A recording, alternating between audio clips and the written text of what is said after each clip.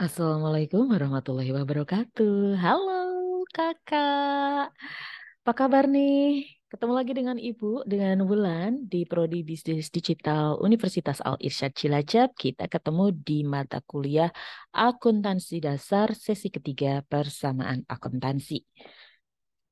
Pada bingung kan kenapa dipanggilnya kakak? Iyalah, nggak cuman jadi dede-dede lagi sekarang. Kan udah jadi kakak karena sekarang kalian sudah semester 2, sudah di semester ini kan sudah mulai peralihan ya. Tidak hanya semua bergantung ke kelas offline, tetapi kita juga sudah mulai ke online dan juga ke video. Agar teman-teman juga sudah mulai mengembangkan diri untuk belajar lebih mandiri.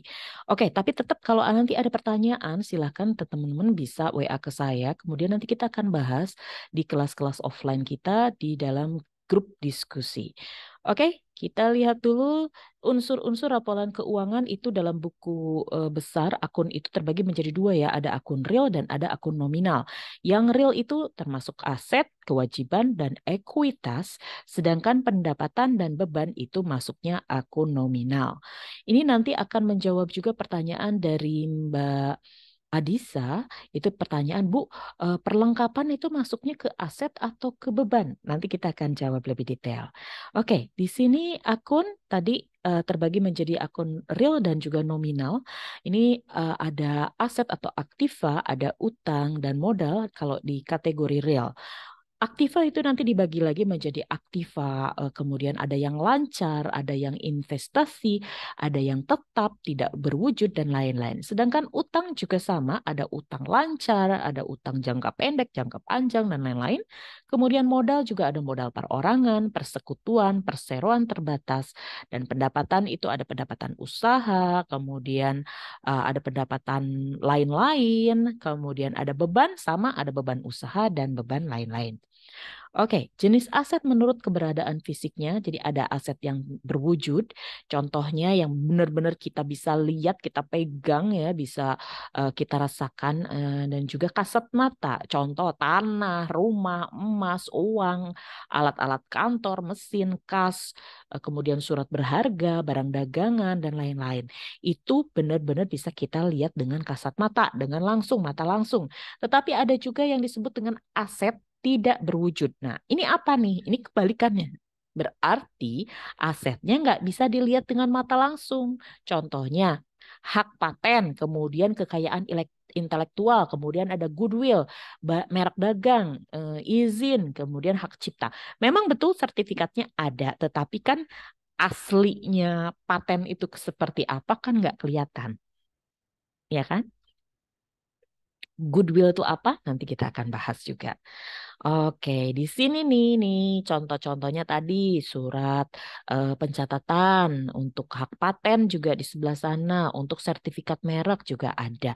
Memang terlihat secara kertasnya, tetapi kan nggak kelihatan aslinya merek itu kayak gimana sih?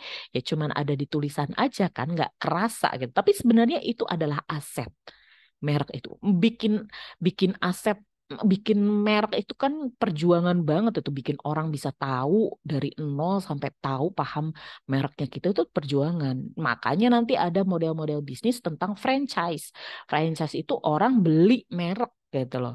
Orang beli merek, orang beli manajemennya gitu. Kayak gimana. Jadi orang itu nggak perlu lagi mulai dari nol. Contohnya adalah merek-merek itu yang dibeli itu kayak Migacoan, KFC, eh, Pizza Hut, Fried Chicken dan lain-lain itu adalah franchise. Oh, jadi orang beli mereknya gitu karena ternyata merek itu adalah harta gitu.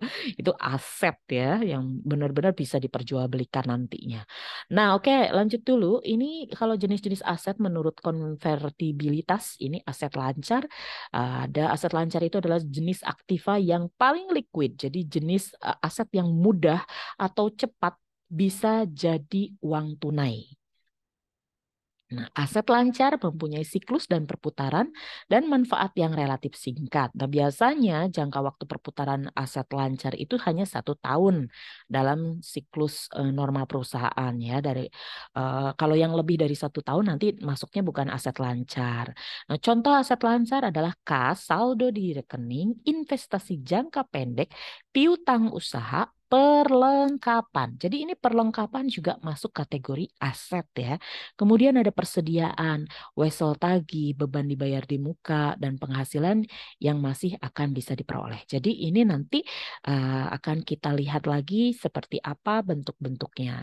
Kemudian jenis-jenis surat berharga. Ini teman-teman kalau ada yang belum pernah lihat cek, ini kayak gini ya tampilannya. Ini tiap bank berbeda, tetapi paling tidak secara garis besar seperti ini. Cek itu adalah surat perintah dari nasabah.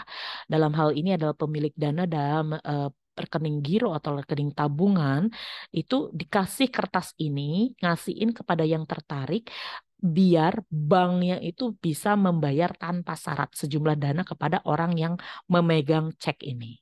Gitu ya. Ini bisa dipakai sebagai alat pembayaran tunai. Kemudian ada yang disebut dengan BG atau Bill Yet Giro. Ini juga adalah surat perintah bayar dari nasabah kepada bank yang memelihara rekening giro nasabah untuk memindahkan sejumlah uang dari rekening yang bersangkutan kepada pihak penerima yang disebut di dalam eh, biro ini, di dalam biliat giro ini ya. Kalau namanya tertera Nuni gitu, ya dibayarnya ke saya, ke rekeningnya saya. Bayarnya Lili, ya harus dikirimnya ke Lili gitu ya. Kemudian ini bentuk dari biliat giro ini mirip sama cek ya, tetapi fungsinya ini kalau pemilik cek ini tadi kan dikasih gak pakai syarat, dikasih langsung gitu loh tunai. Sedangkan kalau giro ini, biliat giro ini kayak transfer. Kalau zaman dulu kan belum ada mobile banking, jadi kan kalau mau nyuruh transfer itu kan harus ada surat kuasa. Nah surat kuasanya tuh iya bentuk salah satu dalam surat kuasanya tuh ya kayak gini, pakai pakai biliat giro gitu. Jadi transfer kemana dong? Nah ini pakai ini.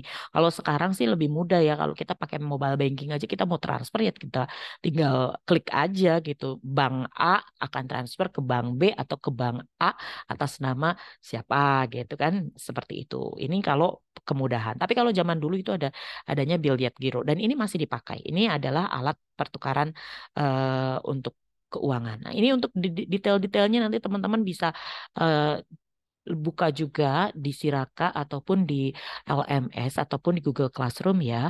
Ini ada informasi tentang wesel. Kalau buat yang nggak tahu wesel bayar atau wesel tagih atau mungkin ada wesel inkaso, penerbitan sendiri dan lain-lain itu banyak banget bentuknya. Ini adalah contohnya, contoh dari wesel kayak gini nih bentukannya. Ah, ada belangko kosongnya biasanya nih bisa ada di kantor pos ya teman-teman nih, wesel pos dalam negeri. Nah ini sama. Nah, ini ada surat bayar, ada surat tagih, dan lain-lain. Ini juga jenis-jenis surat yang berharga lain adalah jenis surat sanggup. Jadi kalau ada orang, kita kasih utang tuh ke orang. Orangnya itu belum bayar utangnya sekarang, tapi dia kasih surat. Suratnya itu adalah eh, pada tanggal berapa kami sanggup membayar kepada PT Abdi Komunikasi pengganti uang sebesar 1 miliar rupiah akan dibayarkan di Yogyakarta. Kemudian pada tanggal berapa itu tadi ya 12 April padahal tagihannya dia pas bikin itu dia 12 Februari tapi dia baru bisa melunasi 12 April maka dia mencantumkan dulu surat sanggup. Dan ini adalah surat berharga dan ini adalah sah digunakan sebagai alat tukar. Begitu ya teman-teman ya. Kemudian juga ada sertifikat deposito sama ada deposito berjangka. Jadi beda. Sertifikat deposito sama deposito berjangka itu berbeda. Kepemilikannya kalau deposito berjangka itu tertulis secara jelas. Tetapi kalau sertifikat deposito itu tidak tertulis dalam dokumen nama orang pemiliknya. Kemudian cara pengalihannya kalau sertifikat deposito itu bisa dengan mudah bisa ditunjuk aja gitu. Tetapi kalau deposito berjangka itu nggak bisa, agak lebih ribet ya. Jadi harus ada kehendak dari pemilik, terus ada surat kuasa dan lain-lain. Ini adalah contoh-contohnya nanti teman-teman bisa membedakan, bisa browsing langsung atau bisa lihat langsung di PPT yang Ibu sharing ya. Ini adalah contoh surat deposito berjangka dan sertifikat deposito yang sebelah kanan. Nah, ini ada lagi sertifikat Bank Indonesia. Jadi ada Bank Indonesia itu juga mengeluarkan sertifikat yang bisa dibeli melalui lelang gitu. Ini dijual belinya di pasar uang, di secondary market. Ini jenis-jenis lain ada saham. Nah, ini teman-teman bisa nanti lihat bisa nih dari usia teman-teman mahasiswa ini sudah bisa mulai nabung dalam bentuk saham.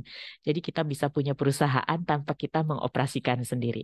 Oke, saya tutup dulu. Sekian dulu informasi tentang informasi pertemuan kita kali ini. Nanti ada part yang kedua ya, teman-teman juga dibuka dulu. Oke, saya tutup dulu ya. Assalamualaikum warahmatullahi wabarakatuh. Thank you, teman-teman.